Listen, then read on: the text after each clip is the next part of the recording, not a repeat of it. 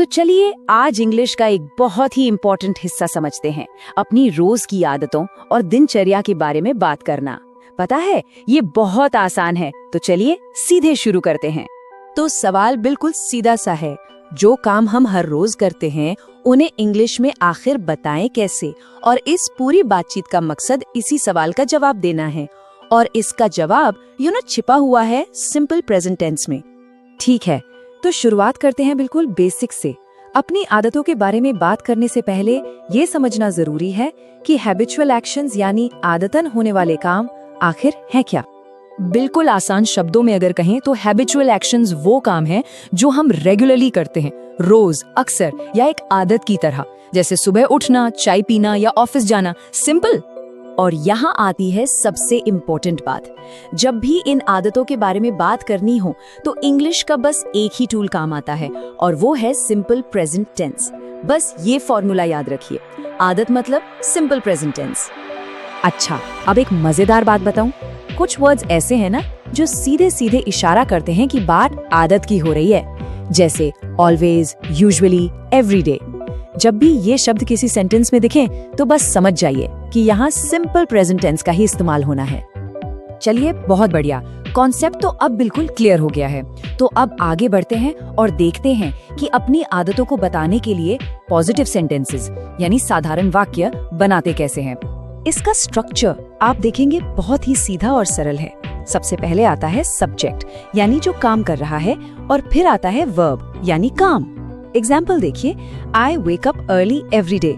यहाँ आई हो गया सब्जेक्ट और वेक अप है वर्ब। Simple, right?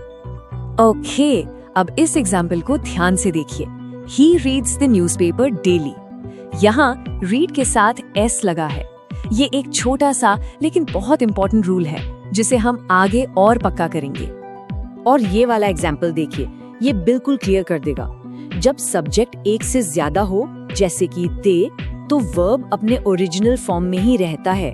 इसीलिए दे प्ले क्रिकेट, प्लेज नहीं, है ना आसान? ठीक है, तो पॉजिटिव सेंटेंसेस बनाना तो आ गया। अब आगे बढ़ते हैं और देखते हैं कि अगर किसी काम को न करने के बारे में बताना हो या फिर किसी की आदत पर सवाल पूछना हो तो वो कैसे करते हैं। नेगेटिव सेंटेंसेस के लिए हमारे पास दो हेल्पर्स हैं, डू नॉट और डज नॉट। फॉर्मूला बिल्कुल सिंपल है, सब्जेक्ट, उसके बाद डू नॉट या डज नॉट, और फिर वर्ब का बेस फॉर्म, जैसे आई डू नॉट स्मोक। और हाँ, जब सब्जेक्ट हो ही, शी या कोई भी एक नाम तो इस्तेमाल होता है डज नॉट का। For example, she does not eat junk food. और यहाँ एक चीज फिर से नोटिस कीजिए, वर्ब ईट ही है, ईट्स नहीं, वो एस हट जाता है। चलिए अब आते हैं सवाल पूछने पर। ये भी बहुत आसान है सच में। बस डू या डज को सेंटेंस के शुरू में ले आना है, जैसे do they study at night, मतलब क्या वे रात में पढ़ाई करते हैं। बिल्कुल उसी तरह अगर किसी एक इंसान के बारे में पूछना है, जैसे शी, तो सवाल डज से शुरू होगा। Does she help her mother? तो स्ट्रक्चर क्या बना, डू या डज, फिर सब्जेक्ट और उसके बाद वर्ब का base form. That's it. Okay, अब तक हमने जो भी सीखा है उसको बिल्कुल पक्का करने के लिए 3 सबसे इम्पोर्टेंट रूल्स पर एक नजर डालते हैं। ये रूल्स आम गलतियों से बचाएंगे, ध्यान से सुनिएगा।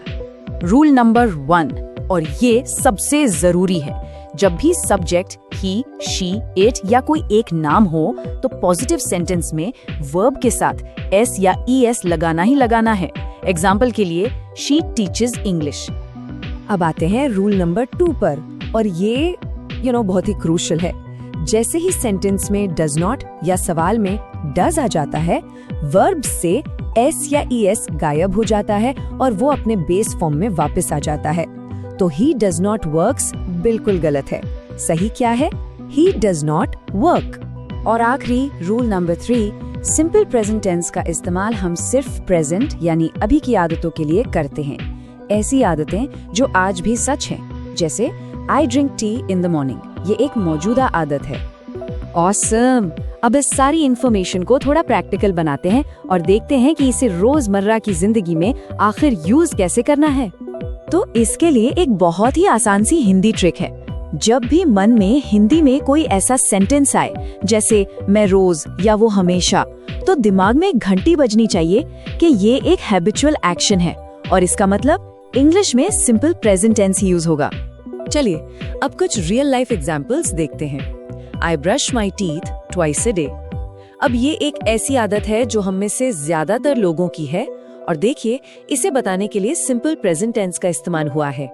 एक और एग्जाम्पल देखते हैं। She listens to music while working. ये उसकी आदत है।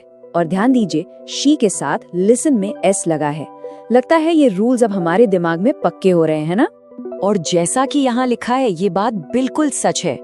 आदतों के बारे में बात करना सीख लेना इंग्लिश बोलने की नींव यानी फाउंडेशन रखने जैसा है। ये सिर्फ एक ग्रामर रूल नहीं है, ये एक बहुत जरूरी स्किल है। तो अब एक्शन लेने का टाइम है। जरा सोचिए आज अपनी कौन सी एक आदत को इन रूल्स का इस्तेमाल करके इंग्लिश में बताया जा सकता है। प्रैक्टिस आज से ही शुरू कीजिए।